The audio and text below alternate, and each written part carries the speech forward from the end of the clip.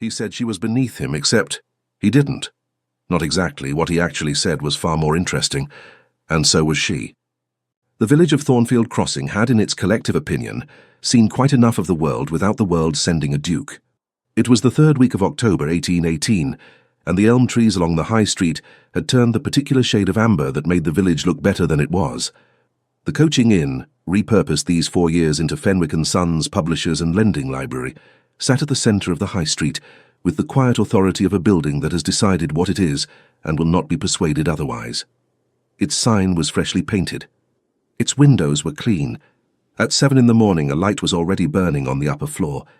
Margot Fenwick was reading a manuscript she had already decided to publish, which meant she was reading it for the 3rd time, looking for reasons not to. The manuscript was 214 pages, written in a hand that started neat and grew urgent toward the end.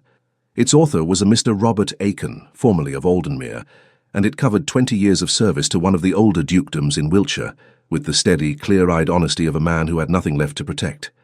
Margot had received it in August, read it in a single sitting, and spent September arguing with herself about it. The argument had resolved itself, as her arguments tended to in favour of publication. She turned a page. Outside, a cart rattled past on the cobbles. Agnes Holt arrived downstairs. Margot heard the familiar sequence of the door, the bolt, the scrape of the compositing stool, and the day began. By 9 o'clock, Margot had written 2 letters, corrected a proof and been informed by Agnes that a carriage bearing the Aldenmere crest had passed through the village the previous evening. Heading for the Dower House, Agnes said, setting down a tray of type with the care of someone handling small explosives. She was 51, had been with Fenwick & Sons since Thomas's father ran it, and possessed the specific talent of delivering information as though it were merely weather. Is it? Margot did not look up from the proof. Mr. Aldridge at the inn says 3 carriages, staff as well. Someone intends to stay. Someone is welcome to. Margot marked a comma. The Dower House has been empty 7 years. The roof wants attention. The Duke wants something more like. Agnes aligned a row of type with her thumbnail. People with that crest don't come to Thornfield Crossing for the air. Margot set down her pencil. She looked at the manuscript on the corner of her desk, at the neat stack of pages she had read 3 times and intended quite firmly to print. Then she picked up her pencil again. Then he'll find what he's looking for, or he won't, she said. Either way, it's nothing to do with us. Agnes said nothing, which communicated volumes. The subscription assembly was held on the last Friday of every month in the upper room of what had once been the White Hart, and was now, owing to a bequest, a renovation, and the sustained organizational energy of Mrs. Dorothea Pace, the Thornfield Assembly Rooms. The room held 40 people comfortably and 60 with goodwill. On the last Friday of October, it held 53, which meant the goodwill was present, but under strain. Margot attended because she always attended. Half the village subscribed to the lending library. An hour at the assembly once a month kept the press visible and the relationships functional. This was the reasoning she used. She was also privately fond of dancing. She did not advertise this. She arrived at 7:20, in a dress the colour of late autumn moss, with her dark hair arranged by her own hand into something that suggested effort without announcing it. She greeted the people she liked, was civil to the ones she didn't, and accepted a glass of negus from a tray held by Mrs. Pace's youngest son, who was 17 and had been visibly in love with Margot for 6 months. She was kind about it, which she felt was the least she could do. She had been there perhaps 20 minutes when Sebastian Carew, Duke of Aldenmere, entered the room. She knew who he was before he was introduced, because the room did what rooms do when someone important enters. It rearranged itself. Conversations slid sideways. Heads turned with the studied casualness of people pretending not to look. Mrs. Pace materialized at the door with the speed of a woman who had been waiting for exactly this. He was tall, which was the first thing. The room was not large, and he made it feel smaller. He was dressed without ostentation in dark blue, which was either good taste or indifference. He had the kind of face that had probably been handsome at 20 and had since become something more useful. Angular, composed, trained to give very little away. He was accompanied by a narrow, efficient-looking man with a leather document case who could only have been a solicitor. Herr Duke and his solicitor at a village assembly on a Friday evening. Margot took a sip of negus and revised her earlier assessment. Something was definitely wanted. She watched him work the room, or rather permit the room to work him, which was not the same thing. He answered questions with economy. He smiled once at something the vicar said, and it was brief and genuine enough that Margot noticed it was genuine. He kept his solicitor close. She was in conversation with Dr. Hale about a medical pamphlet she was considering when Mrs. Pace descended on them with the bright, inexorable energy of a woman executing a social plan. "Mrs. Fenwick, you must allow me to present His Grace the Duke of Aldenmere. Your Grace, Mrs. Fenwick runs Fenwick and Sons, our publisher and lending library, just at the end of the High Street. Quite the institution." The Duke was mid-sentence with his solicitor. He turned. His eyes moved to Margot with the brief assessing quality of a man who had been introduced to a great many people and had developed efficient methods for categorizing them. "Mrs. Fenwick," he said. "Your Grace." She inclined her head, technically correct for a widow of her station. A flicker of attention crossed his face. "Fenwick and Sons," he said, "the lending library. And the press. We publish as well as lend." "I'm aware." The two words had a particular quality. Margot filed this away. "How are you finding the Dower House?" she asked. "It requires work. It's required work for 7 years. The guttering on the East Wing has been a topic of some local interest. That produced something close to a dry look. I imagine it has." Mrs. Pace had been pulled away by an emergency involving the musicians. Dr. Hale had melted into the room. Margot and the Duke stood in a pocket of relative quiet. "I've been in the village 3 days," Margot said. "What brings you to the assembly?" "Courtesy," he said. "One ought to present oneself." "One ought, though most people who come for courtesy stay for dancing. You don't appear to be planning to dance." "I am not." "Then courtesy has its limits," she finished her negus. "I hope you find Thornfield Crossing useful, Your Grace. It generally is for people who know what they're looking for." She returned her glass to a passing tray and moved back into the room, leaving him standing with his solicitor and whatever he had been about to say. She did not hear what he said to Mr. Draper in the 2 minutes that followed her departure. Nobody did, precisely. But the assembly room was small and sound, carried around corners in peculiar ways, and what Mrs. Aldridge heard, or believed she heard, was a sentence that began, "She's the publisher, then. I'd assumed someone more." The sentence did not finish. It didn't matter. The beginning was sufficient. By Saturday morning, the version circulating over breakfast tables was clean, declarative, and thoroughly satisfying as village news. The Duke had looked at Margot Fenwick and said she was beneath him. Margot heard it from Agnes at 8:30, who had heard it from the butcher's boy, who had it from Mrs. Aldridge directly. She listened. She set down her cup. She thought about it for a moment with the same expression she used when reading a proof with a structural problem. Then she laughed, a single genuine sound, and said, "Well, that's not nothing." Agnes watched her. "You're not angry?" "I'm a little curious." Margot picked up her cup again. "He was in the middle of a sentence. What do you imagine came next?" "Something worse, most likely. Or something entirely different," she considered. "It doesn't matter. I'll hear his version eventually. He came here for the manuscript. He'll come to me." Agnes returned to her type after a moment, and when he does, "Then I'll decide what I think of him myself," Margot said, rather than letting Mrs. Aldridge do it for me. "He came on Monday." She had expected him sooner, Sunday perhaps, with the impatience of a man accustomed to things moving when he required them to. But he arrived on Monday morning at 10 o'clock precisely, which told her something. He had thought about how to do this. He had chosen a time that was businesslike rather than urgent. He was not alone. Mr. Draper accompanied him, which was correct and expected. A duke did not call on a tradesman's widow without professional cover. Margot was behind the front counter of the lending library when the bell above the door announced them. She was checking a return, a battered copy of Waverley, whose spine had been cracked by someone who held books incorrectly, and she finished the inspection before she looked up. "Mrs. Fenwick," Sebastian said. "To your Grace, Mr. Draper." She set down Waverley. "Are you a member of the lending library?" A pause. "I am not. Membership is $1 a quarter. 430 volumes. We've an excellent natural philosophy section, if that's a consideration." "I'm not here for the library." "No," she agreed. "I didn't think you were. Shall we go through?" She led them into the back room, the working heart of the press with its smell of ink and paper and the particular dry warmth of recently set type. The Stanhope press occupied the far wall like a piece of iron theology. Agnes was in the compositing room beyond. Margot pulled out the chairs on the visitors' side of her desk. Mr. Draper took his with the efficiency of a man who had sat in many offices on his employer's behalf and knew how to be useful and unobtrusive simultaneously. Sebastian sat. He looked at the room with a brief, comprehensive survey, then looked at her. "You have a manuscript," he said, "written by a man called Robert Aiken." "I have several. I'm a publisher." "A specific manuscript." "I do." "I'd like to discuss it." Margot folded her hands on the desk. "Then discuss it." He had prepared for this. "Aiken was in my employ for 20 years. Whatever he's written about the dukedom—" "It's accurate," Margot said. "A beat. You've read it." "Thoroughly. 3 times. It's carefully written. Mr. Aiken is not a vindictive man, and his account is honest. The decisions he describes were made. The conditions existed." She paused. "He admired you for what it's worth." Something moved in Sebastian's expression. He hadn't expected that. "Admiration doesn't preclude damage," he said. "No, neither does truth. But I publish truth. That is the only thing I publish. Fenwick and Sons has a reputation for it, and I intend to maintain that reputation. There are details in that manuscript about the dukedom's finances that are in the past. The dukedom is solvent. The memoir describes a recovery. If anything, it reflects well on your management. It describes my father's failures in explicit terms.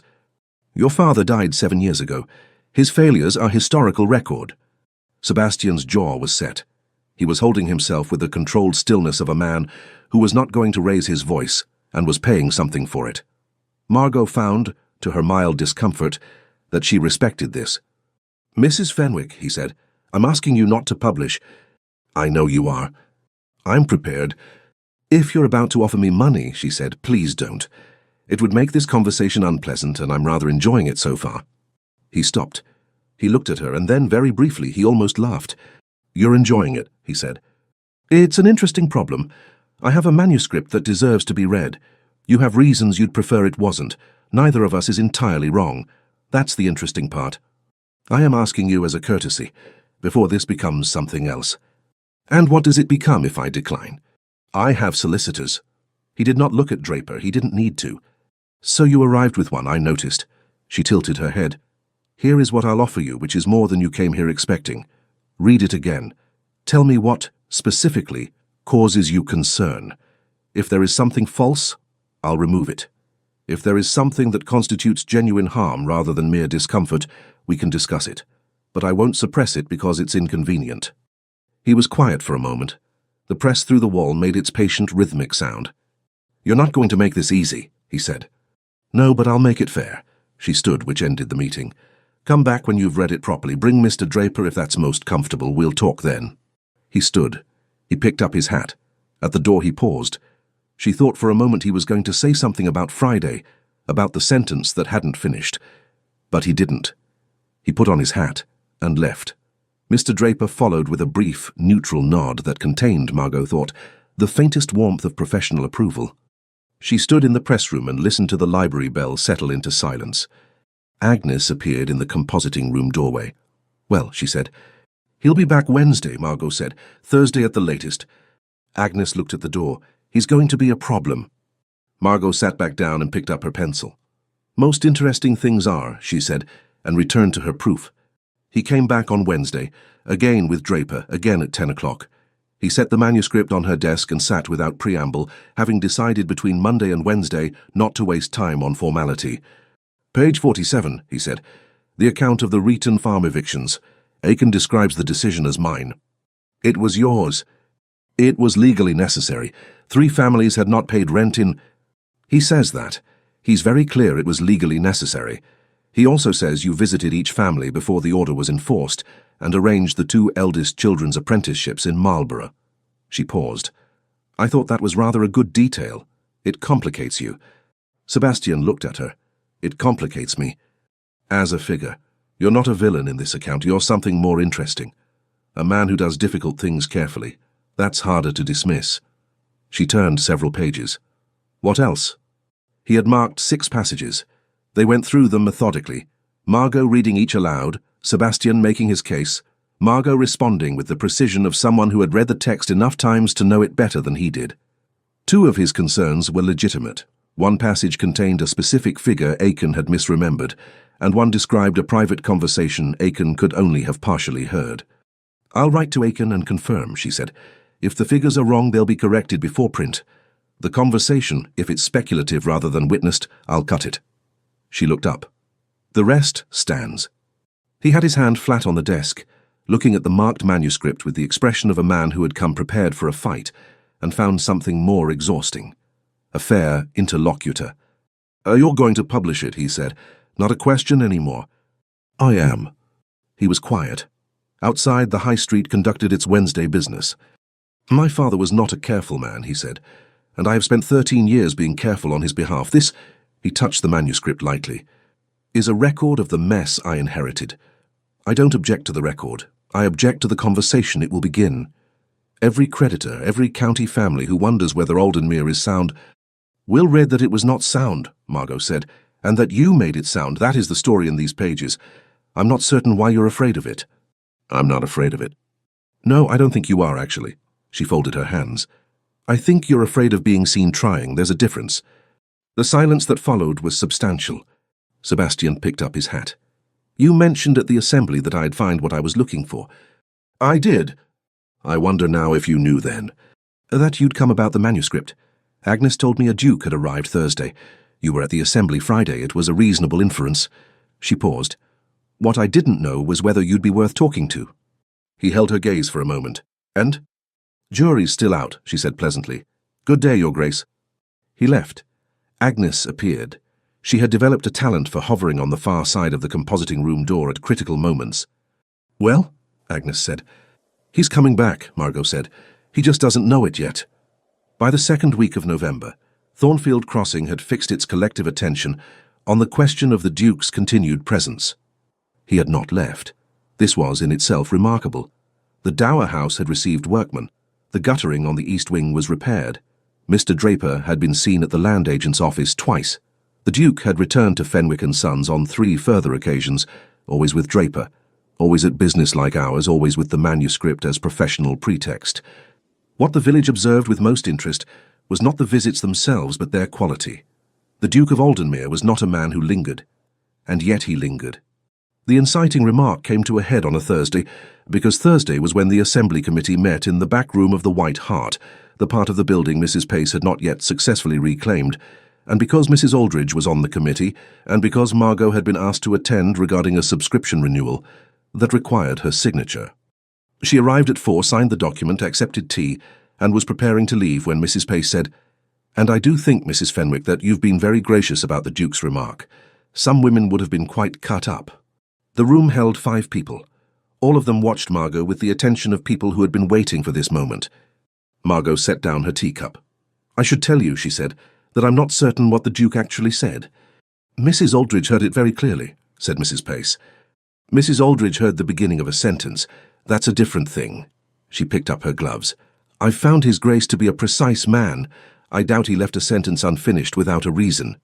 She left before the room could formulate a response. Walking back to the press in the November cold, she thought about the sentence. She's the publisher, then. I'd assumed someone more. More what?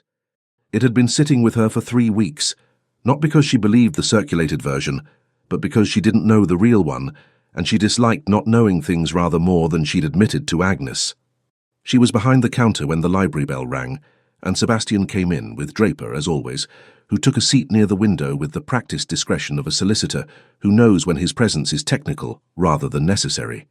Sebastian returned a volume on drainage systems and reached for the next selection, browsing the shelves with the familiarity of someone who had worked out where things were. She watched him take down 2 volumes, read the titles, put one back. "What did you mean to say?" she asked.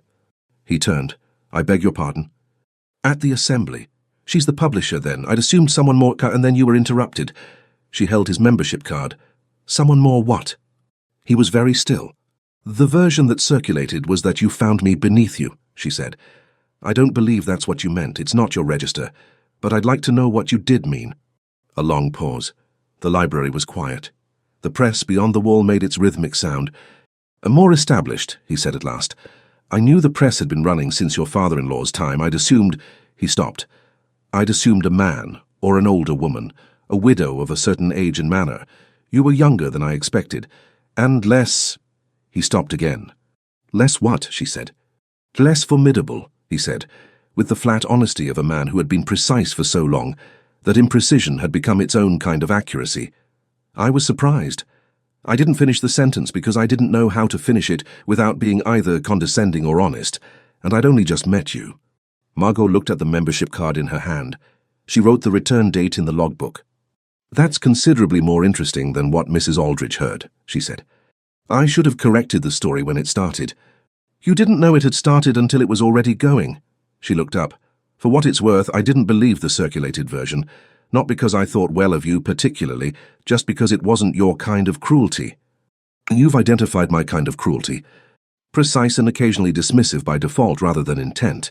That's different from contempt. She held out the 2 volumes he'd chosen. You left one on the shelf.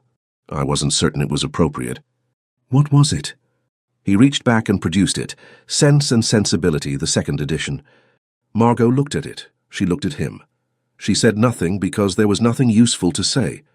Keep it, she said. It's overdue for a reread. He left with the novel under his arm and the drainage volume in his hand. Draper followed, offering Margot a nod that was, she thought, fractionally warmer than professional neutrality required. Agnes appeared the moment the door closed. I wasn't listening, she said. You were absolutely listening. He's reading Austen. Don't, Margot said. I'm only... Agnes. Agnes pressed her lips together with considerable effort. After a moment through the doorway, the guttering is repaired. Note it somewhere else, Margot said, and returned to the logbook. She told herself firmly that a man who borrowed novels was still a duke with a compromised estate and a social position that required a financial match. She believed this for approximately 4 minutes. The manuscript moved between them like a third party in the negotiation. She wrote to Robert Aiken in Devonshire, and they corresponded 3 times about the revisions. The figure on page 47 had indeed been misremembered. The simile on page 112, the estate accounts lay before me like a battlefield after the smoke has cleared, was revised to something cleaner at Margot's suggestion, which she conveyed through her letter to Aiken as editorial counsel rather than the Duke's objection, because she was a professional and Aiken was her author. On the 3rd Thursday of November, Margot handed Sebastian the corrected pages across the desk. Draper had excused himself to the land agent's office on an errand of his own, the first time the visits had not been 3-person, and Sebastian read in the visitor's chair in silence while Margot worked on a pamphlet commission. He read for 40 minutes. The press made its sounds. When he reached the last page, he set the manuscript down and looked at the ceiling. It's good, he said. The writing. It is. He's fair, more than fair. A pause. He liked the work, you can tell. He writes about the recovery as something worth being part of. Margot set down her pencil. Is that why you dismissed him? Sebastian looked at her. I dismissed him for financial reasons. A consolidation, 3 staff positions were eliminated, including the one that had known you longest. He said nothing. I'm not reproaching you, Margot said. The decision is documented and the reasoning is documented, and I believe both. I'm noting that it must be strange to read, to be known that clearly by someone you let go. Sebastian put on his hat. He stood slowly and picked up the manuscript. I'll return this tomorrow. Keep it. I have the original and the corrected copy. He looked at the manuscript in his hand. He looked at her. He seemed to be on the edge of something. Then he put the manuscript under his arm and left. Agnes at the window watched him walk away up the high street. He's going to be worse than a problem, she said. Margot looked at the door. Yes, she said, with the tone of a woman who had already known this and had not found a way to care about it as much as she should. I think he probably is. December arrived in Wiltshire with cold purpose. The visits to the press continued. Draper accompanied Sebastian less frequently as December wore on, a gradual shift that neither Margot nor Sebastian commented on, and which Draper managed with the tact of a man who understood his role was to make things professionally possible, and then, when no longer needed for that purpose, to become invisible. Sebastian would arrive mid-morning. Margot would be working. He would sit in the visitor's chair and read, or review the corrected manuscript pages she passed him, or argue with her about something in the newspaper, which she received 2 days late from Swindon and read cover to cover before he was permitted to have it. Agnes had stopped commenting. This was, in its own way, the sharpest commentary available. The press was preparing the manuscript for print. Margot had set a publication date in early February, and was working back from it with the systematic satisfaction of a woman who understood production timelines by instinct as much as calculation. The type was being set in sections. The front matter was drafted, the dedication page, for 20 years of faithful service. Celestine had been composed in a typeface she chose carefully, because typefaces were arguments and she knew it. Sebastian saw the dedication page and looked at it for a long time without speaking. "He wanted to dedicate it to you," Margot said, not looking up. "Aiken. His first letter suggested it. I talked him out of it." "Why?" "Because it would have made the memoir about your relationship with him, and it's about the dukedom." She finally looked up. "Also because I suspected you'd find it either embarrassing or moving, and both would have been inconvenient." "Which was it?" he asked. "Both," she said, and returned to her work. He had begun to talk by December, in the way that people talk when they've run out of reasons not to. Not about feelings, he was some way from that, but about the dukedom in terms that were specific and honest and clearly rarely spoken aloud, about his father, who had been charming and financially catastrophic, and whom Sebastian had loved, with the specific grief of a son who has spent years cleaning up someone else's mess. About 13 years of repair, the accounts, the tenants, the particular loneliness of a position that placed you above everyone and made you peers with no one. Margot listened. She did not offer comfort. She didn't think he wanted it. But she asked questions, which was a form of taking him seriously he had not been offered often. "You said once that you wanted to be a barrister," she said one morning, while Agnes was at the binders and they were alone. "I said I was good at argument." "You said both." He folded the newspaper along its crease. "I was 19 when my father died.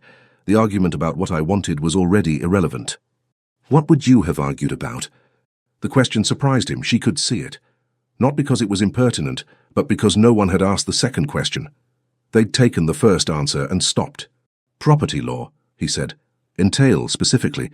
The way inheritance works in this country, there are arguments to be made about the distribution of obligations and the rights of those who work the land versus those who inherit title to it."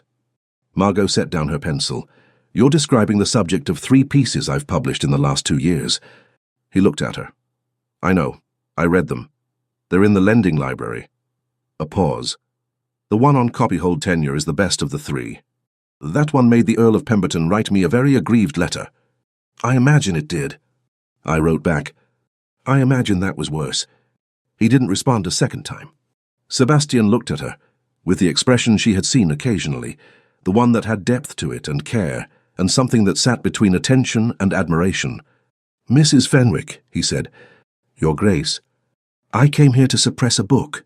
His voice was dry, careful, almost amused. "I've ended up reading Austen and arguing about copyhold tenure. I don't know what to do with that." "Read the next Austen," she said. "We have Emma." He looked at her for another moment and then smiled, not the brief, polite assembly smile. An actual smile, wry and considerably warmer than everything that had preceded it. Margot looked back at her work, because looking at it directly for too long was inadvisable. "Emma," he said. "Right." She heard him move to the library shelves. She did not watch him find it. "Mrs. Fenwick," he said from the library. Your shelving system is eccentric. Alphabetical by subject, then by title within subject. It makes perfect sense. It makes sense to you. That's not the same thing. Come back when you've finished Emma," she said, "and we can argue about it." She heard the library bell. The doorway was empty. She sat in the quiet of the back room and thought about the inventory she had been running privately for the past 6 weeks. The careful accounting of a woman who did not allow herself to be mistaken about things.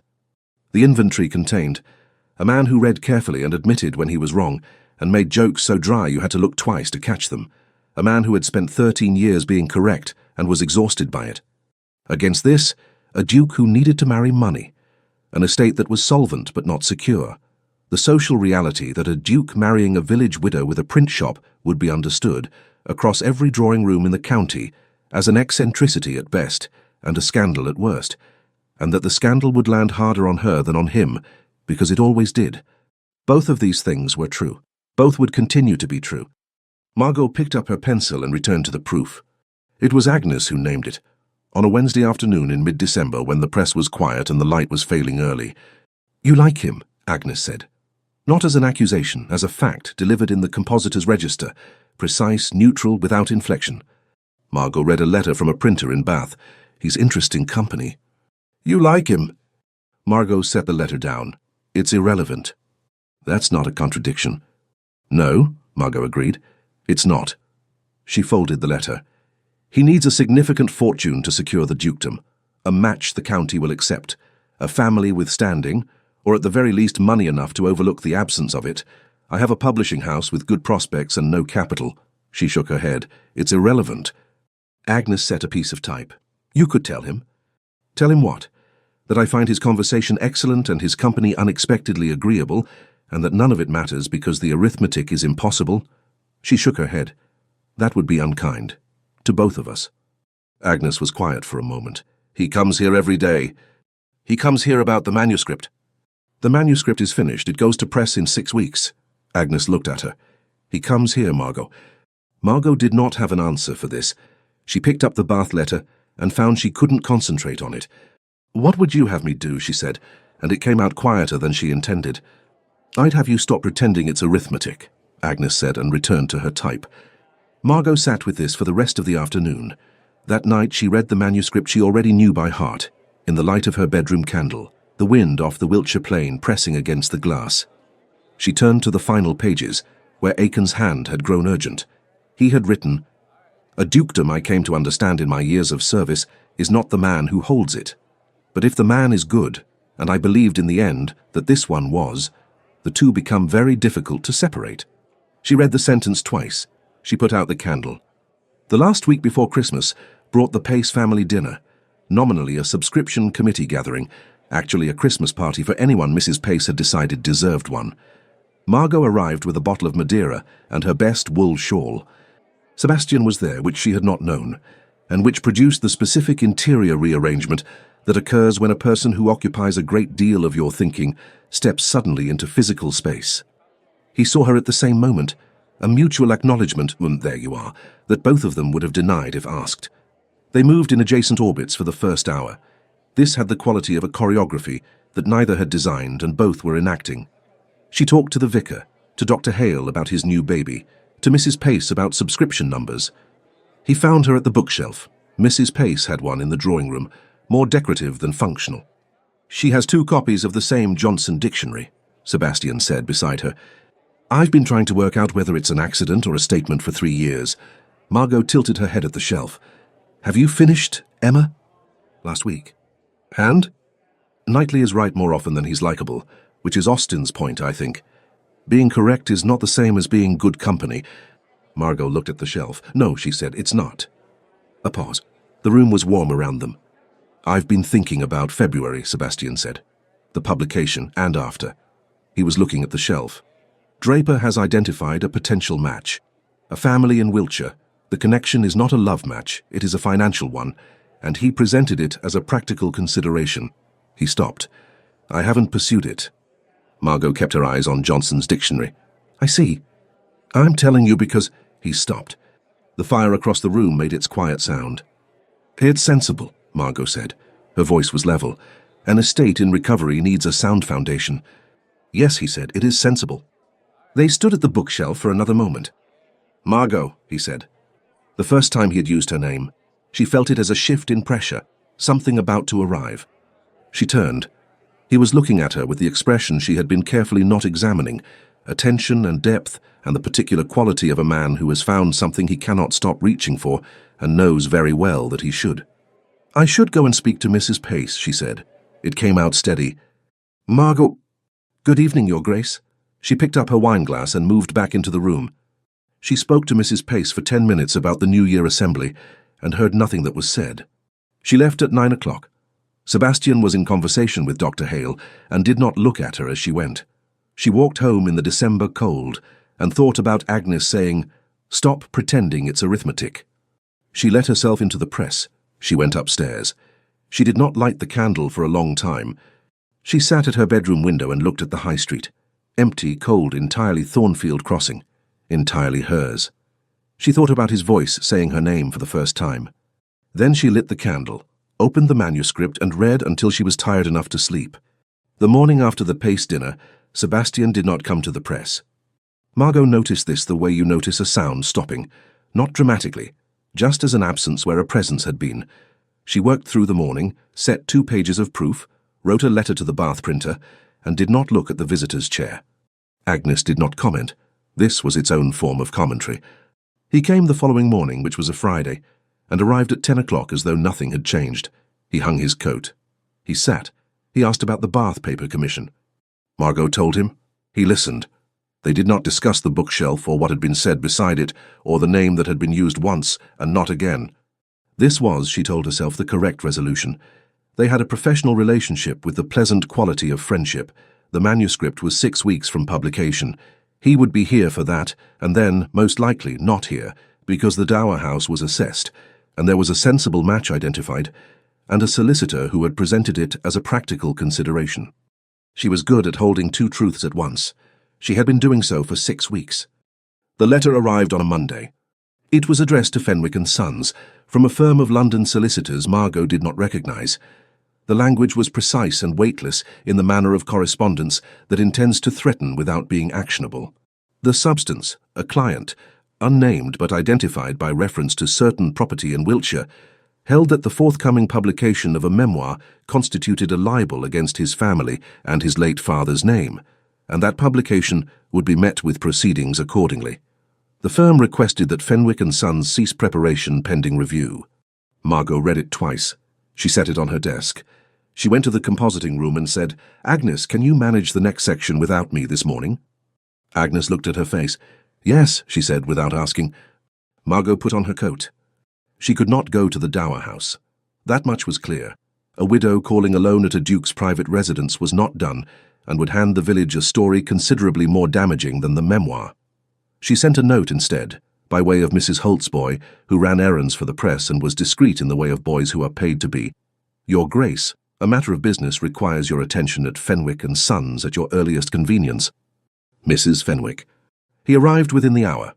He came with Draper, which was correct and expected, and Draper sat in his usual chair by the window with his document case on his knee, and the expression of a man who already knew the subject and had prepared for it.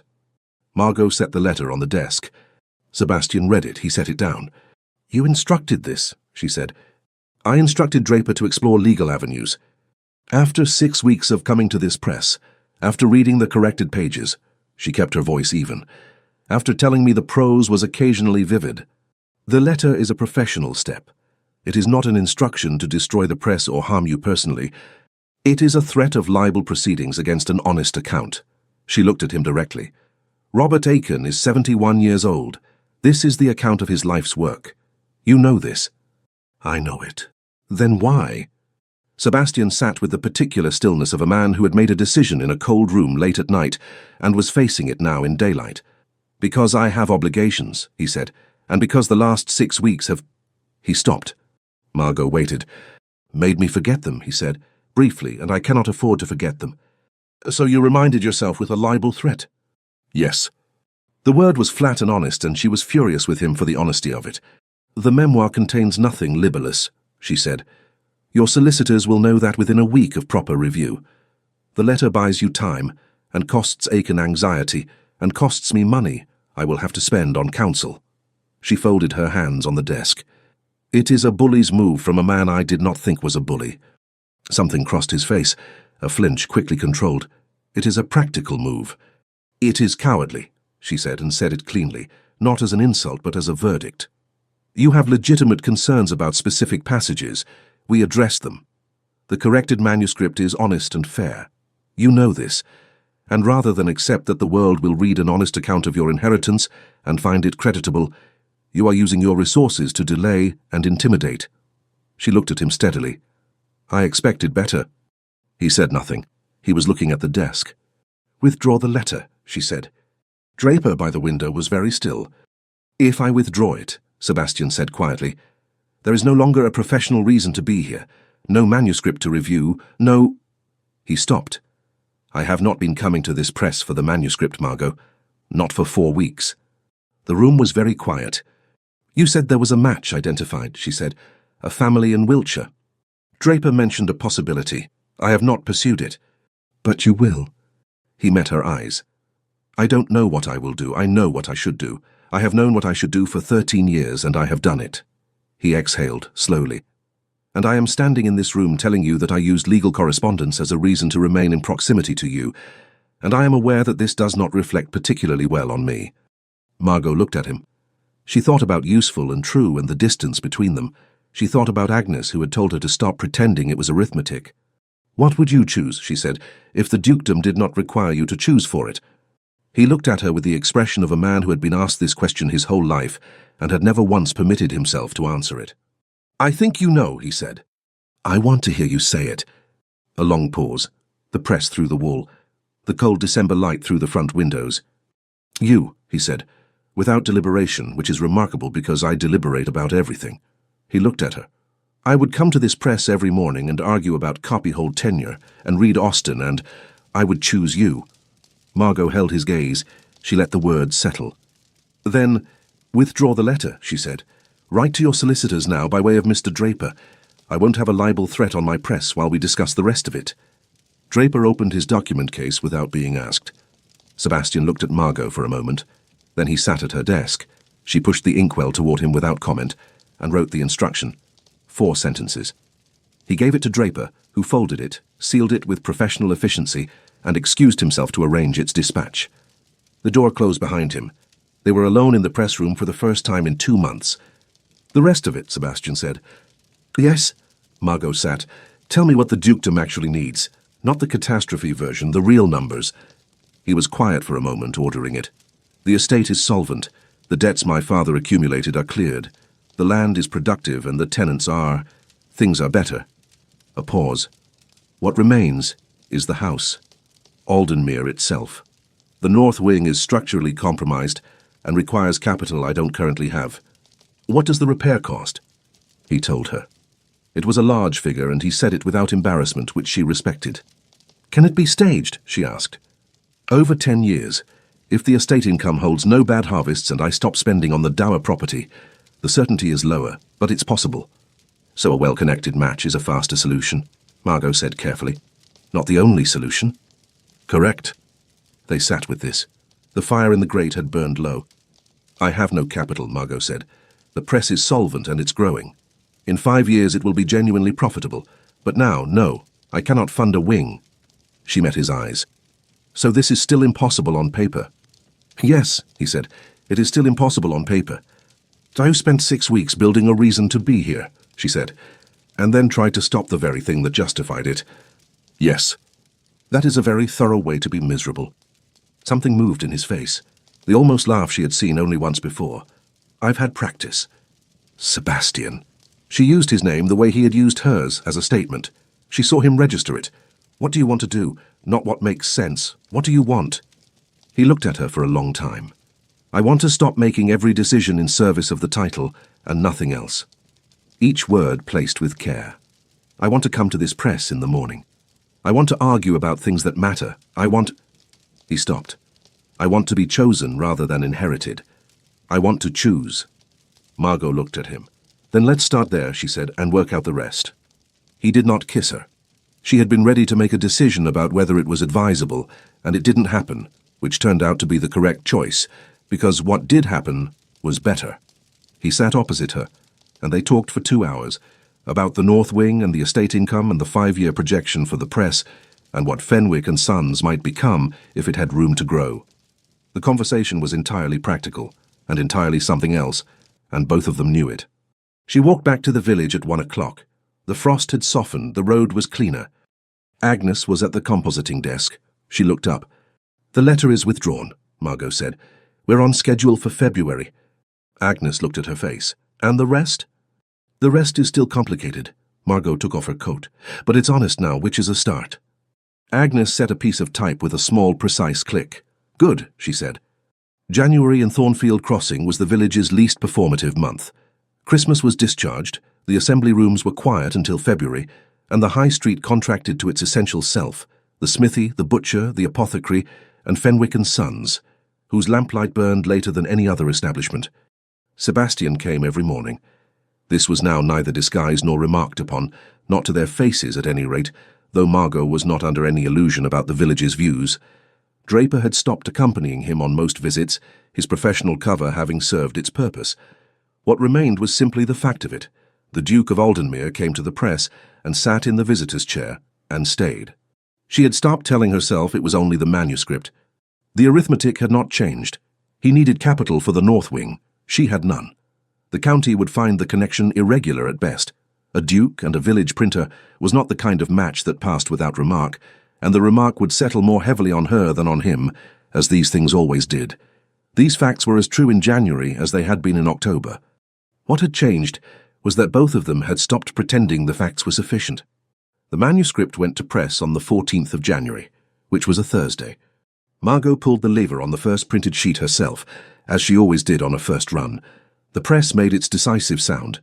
She lifted the sheet and held it to the window light, the title page, clean and clear. 20 Years at Aldenmere, A Memoir of Service, by Robert Aiken. She held it for a moment. Then she passed it to Sebastian without comment. He took it. He read the title page. He read the dedication. He turned to the first page of text and read the opening paragraph, which she knew by heart. I came to Aldenmere in the year of my 30th birthday, in service to a family I had not yet learned to read, and left it in my 51st with a clearer understanding of estates, of men, and of what 20 years of witness does to the one who watches. He folded the sheet carefully along the print lines and put it in his coat pocket. "You can have a bound copy when they're ready," she said. "I know." He looked at the press. "I want this one." Agnes, inking the next form, did not look up. The run took 3 days. Margot and Agnes worked in long stretches, printing and hanging sheets to dry in the back room with the focused, physical satisfaction of people making something real. Sebastian came and sat and read. On the second day, he held a sheet flat without being asked while Agnes checked the impression. He did it without comment, which meant he understood that commentary would be unwelcome, and the work itself was what mattered. On the third evening, when the last sheet was hung and the press was cleaned and Agnes had gone home, Margot opened the bottle of wine she kept for print completions. "Aiken will receive his copies by the end of the week," she said. "He'll be pleased." "Is he well?" "His letters suggest so. He has a garden in Devon he's very attached to." She handed Sebastian a glass. "He asked after you, whether you'd been in correspondence." Sebastian looked at his glass. "I haven't written to him." "You should." "I dismissed him." "You did. And he wrote 20 years of honest service into 200 pages and called you good." She looked at him. "Write to him, Sebastian." "What would I say?" "That you read it, that it's accurate and fair, that the simile on page 112 needed cutting." A pause. He'd pretend to be offended, and he'd appreciate it. Sebastian turned his glass in his hand. He had the expression of a man confronting something he had been deferring, not from cowardice, but from the particular paralysis of people who feel things deeply and have trained themselves not to. "He served my father and then he served me," Sebastian said slowly. "The first service was probably easier.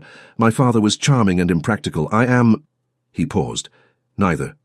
You're exacting and occasionally impossible to work for, and you argue well and you notice things," Margot said. "Aiken noticed all of that. He considered it worth 20 years. She looked at him directly. "Write to him." Sebastian looked at her for a moment, with the open expression she had learned to read, the one that was not the Duke, the one that had been there all along under the architecture of duty. "You are—" He stopped. "Don't," she said. "I was going to say formidable." "I know, don't." She set down her glass. "I know what I am. I'd rather know what you are. You know what I am. I know what the dukedom requires you to be.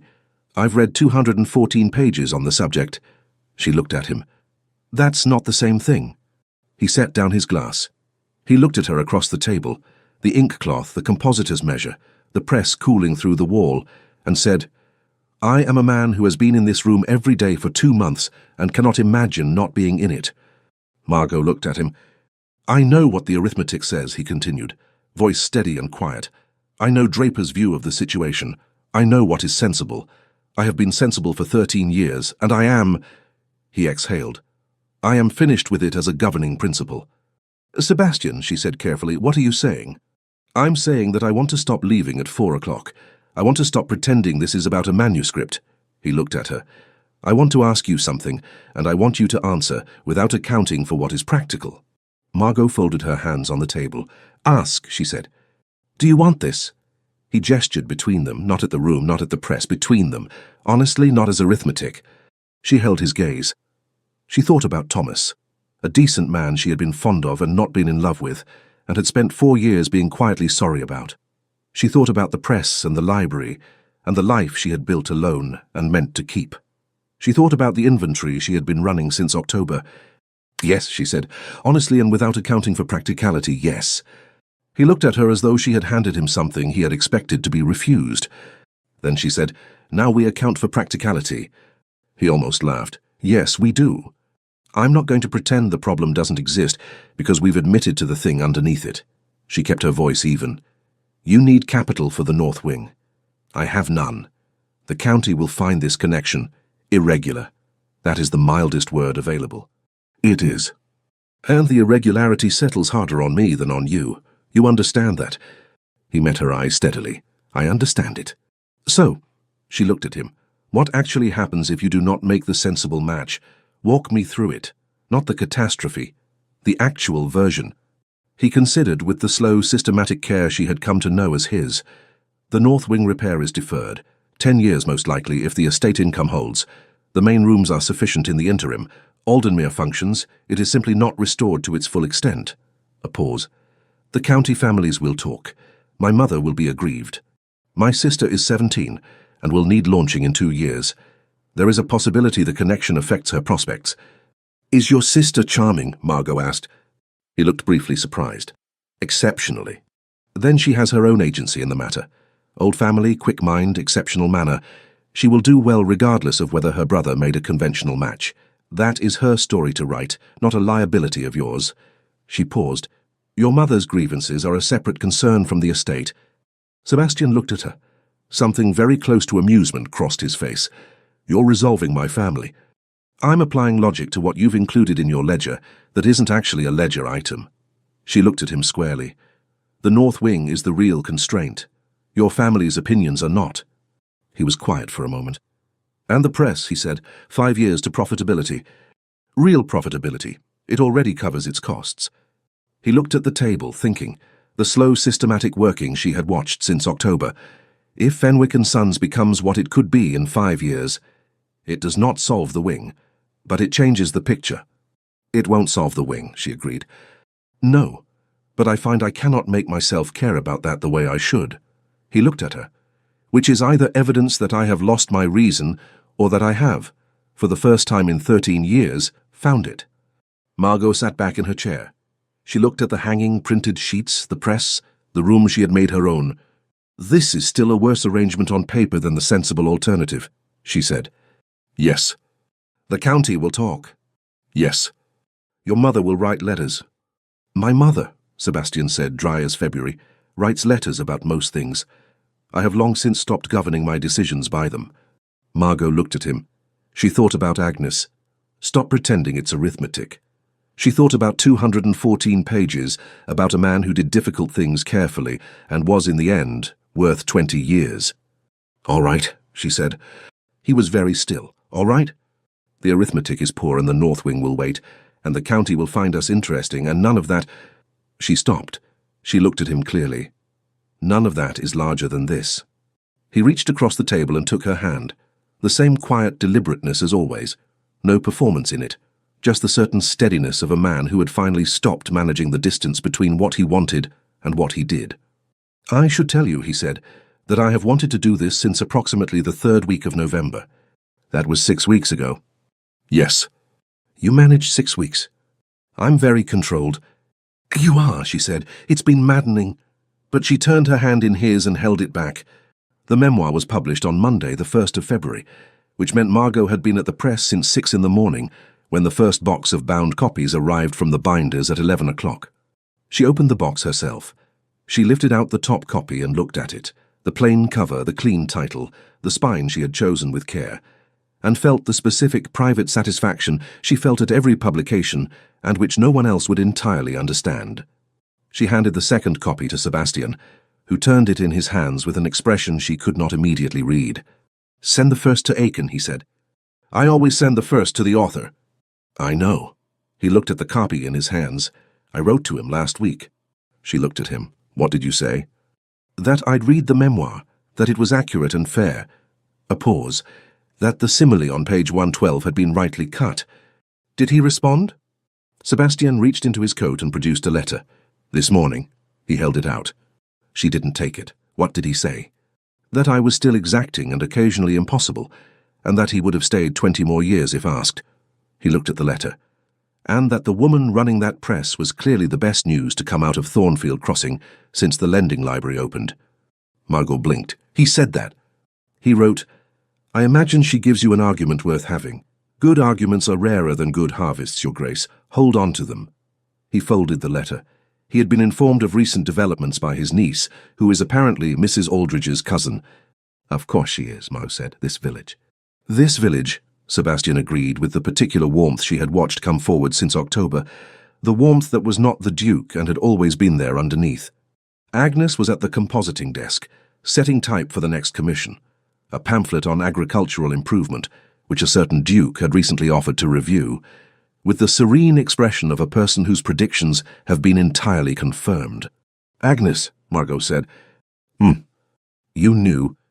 "I suspected," Agnes said with dignity, "from approximately the second week. You said he was going to be a problem." "I said worse than a problem." She set a piece of type with the deliberate precision of someone landing a final point. "I was right." Margot looked at Sebastian, who was looking at the bound memoir in his hands. The copy he had asked for, the one he intended to keep. "Where will you put it?" she asked. "The shelf at Aldenmere, between the estate accounts and the drainage reports." He looked up. "I'd like you to see where that is." She looked at him. "Come on Thursday," he said. "My housekeeper will be present throughout, everything proper." A pause. "I want you to see the house, Margot." He had been careful about this. She knew it had cost him something to frame it correctly, to offer it in a form that the village could not turn into something damaging. It was precisely his kind of care, the kind that looked like formality and was actually protection. "Thursday," she said. The New Year Assembly, rescheduled to February on account of weather, was held on the Friday of the first week of the month, which meant that most of Thornfield Crossing was present when the Duke of Aldenmere arrived with Mrs. Fenwick, spoke to the vicar, accepted negus from Mrs. Pace's youngest son without condescension, and danced. He danced well. This surprised no one who had looked at him properly, and surprised everyone who had only looked at the title. Margot danced opposite him in the first set, with the enjoyment of a woman who had always been fond of dancing and had spent too long attending assemblies for professional reasons. The set was lively. She made no attempt to pretend otherwise. "You're better at this than you let on," she said during a figure. "I've been letting on very little for quite some time. I noticed approximately the third week of October. They separated for the next figure, came back together. What did you notice?" he said. "That you were careful about everything except your own interests." She turned. "And that your interests were quite clear, even when you were pretending they weren't. To you, perhaps. And to Agnes, and I suspect to Mr. Draper." He considered this. "Draper has said nothing. Draper is loyal and tactful. He's also extremely observant." A pause. "He approves for what it's worth." "How do you know?" "He came to renew your library membership last Tuesday. He said, and I am quoting exactly, 'His Grace has spoken more in the last 3 months than in the previous 3 years, and the subjects have been substantially more interesting.'" Sebastian looked at her. The warmth in his face was entirely unguarded. "Draper has been with me since the beginning," he said. "He is accustomed to a particular version of me." "And what version is this?" He turned her in the figure, his hand at her back with the light. Certain pressure of a man who knows where he is and is glad of it. "A better one," he said quietly. "I think." The set ended. The room applauded. Mrs. Pace was seen to say something to Mrs. Aldridge with an expression of complete vindication. The vicar refilled his glass. Agnes, who had come as Margot's guest and was standing near the door, accepted a glass of negus and permitted herself a small private smile. Margot stood beside Sebastian in the warm, crowded room. He handed her a glass. They stood together in the easy quiet of people who have found their way to each other by the longest possible route and are prepared, now, to stay. "You should know," she said, "that I intend to publish 3 more books this year. The pamphlet on agricultural improvement, a volume of natural history essays, and a second printing of the Aiken memoir. The first run sold out in a week."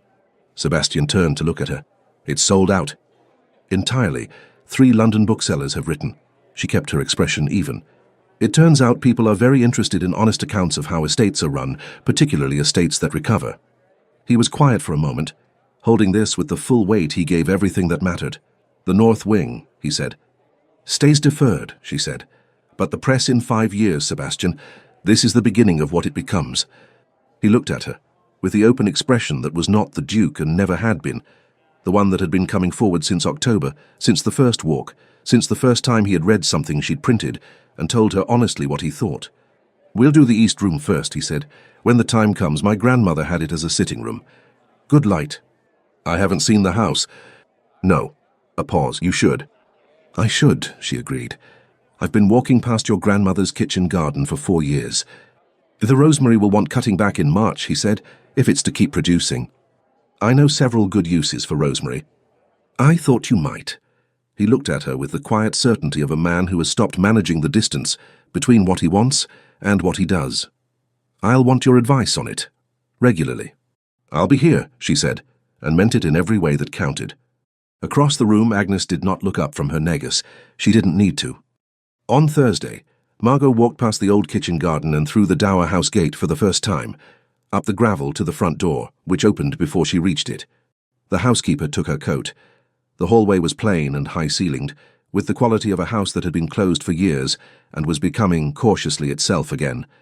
There were fresh flowers on the hall table, not a professional arrangement, she thought, chosen and placed with the self-conscious care of someone trying. Sebastian came downstairs. He led her through the house with the quiet attention of a man showing someone something that mattered to him, pointing out the estate records room, the library, the long corridor that connected the main house to the east wing. The housekeeper moved at a proper distance throughout, present and discreet.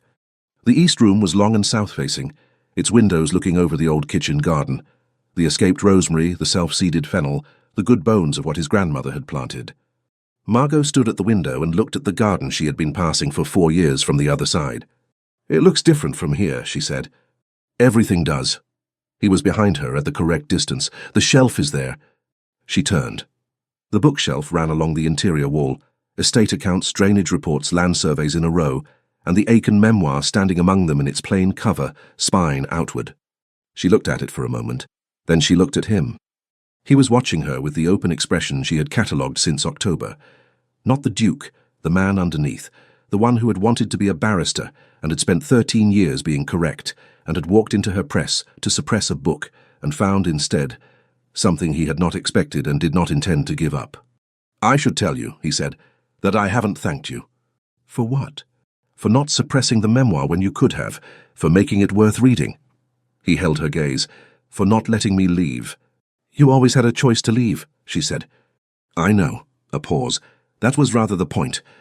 She looked at the room, the good light, the long windows, the garden below, the shelf with the memoir standing between estate accounts and drainage reports, exactly where it belonged. She looked at him. "The rosemary," she said. "March, you said." "If you're willing." "I'm willing," she said. He crossed the room, not dramatically, simply with the same quiet deliberateness he brought to everything, and offered her his hand the way he had in the press room, without performance, just the certain steadiness of a man who had finally stopped managing the distance. She took it. Outside, the elm trees along the bridle path stood bare and patient, and entirely indifferent to the county's opinion.